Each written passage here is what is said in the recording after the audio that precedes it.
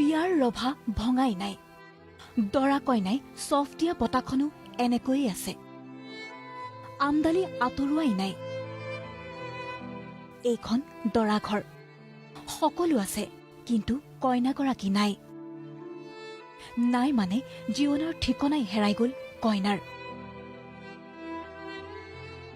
বৃহস্পতিবাৰে তেজপুৰৰ ৰিংকু দাস আৰু মায়াৰ ফুলশয্যাৰ নিশা আছিল। খুবাখুবিৰ দিনাই জীৱনৰ মায়া এৰি গুচি গল কইনা মায়াই। মোৰ খুব মৰমৰ আছিলে, তাইক খুব মৰম কৰিছিলোঁ মই। কালি যেতিয়া 12:15 বজাত মোক খবৰ দিছে, তেতিয়া মই তাতেই ক'ব নোৱাৰা হৈছোঁ।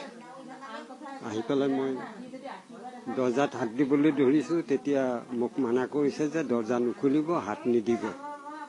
পুলিচ আহিব, পুলিচে হাত দিব, খুলিব। এবছৰ পূৰ্বে ৰিংকু দাসে পলুৱাই আনিছিল তেজপুৰৰ চানমাৰীৰ মায়াক। এবছৰ ছোৱালীৰ দৰে মায়া আছিল ৰিংকুৰ ঘৰত।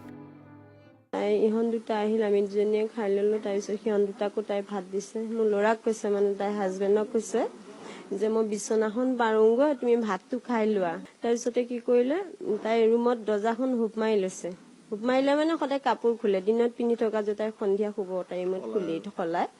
তাৰপিছত আৰু সেই বুলিও ল'ৰাই ভাবিছে একো কাজিয়া নাই, মোক ইমানেই মৰম কৰে, মানে আজি এটা বছৰ মই ক'ব নোৱাৰো মোৰ ছোৱালী নাই, কিন্তু তাই মোক ছোৱালীৰ মৰম দি গৈছে।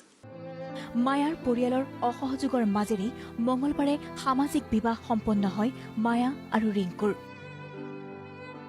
তাই বিয়াত তাই নিজৰ মাক নাহিলে, আমি এক্সট্ৰাকে আকৌ মাক বনাবলগীয়া হৈছে, দেউতাক বনাবলগীয়া হৈছে কন্যাদান কৰিবলৈ।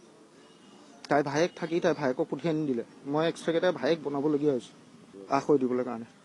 তো সেইখিনি আপোনাৰ ডিপ্ৰেশ্যন আছিলে তাই। এই আকস্মিক ঘটনাত সৰগ ভাগি পৰিছে দৰা ৰিংকুৰ লগতে ঘৰখনত।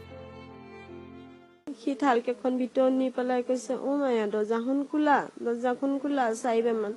তেতিয়া মই কৈছো অকণ চিঞৰি মাতা, তাই টোপনি ক্ষতি হৈছে, ভালকৈ টোপনি আহিছে চাগৈ। মই উঠি গলো, তেতিয়া মই দৰ্জাখন ঠকিয়াইছো, অ মায়া দৰ্জাখন খুলি দিয়াচোন। মই ভাবিছো ইমানেই টোপনি নে, মই ভাড়া ঘৰৰ মানুহকেইগৰাকীক মাতিছো, আহাচোন।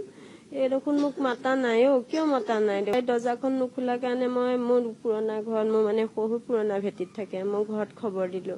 তাৰপিছতে খুৰাক আহি পেলাই কৈছে যে মোৰ মা তাই কি কাম কৰিলে।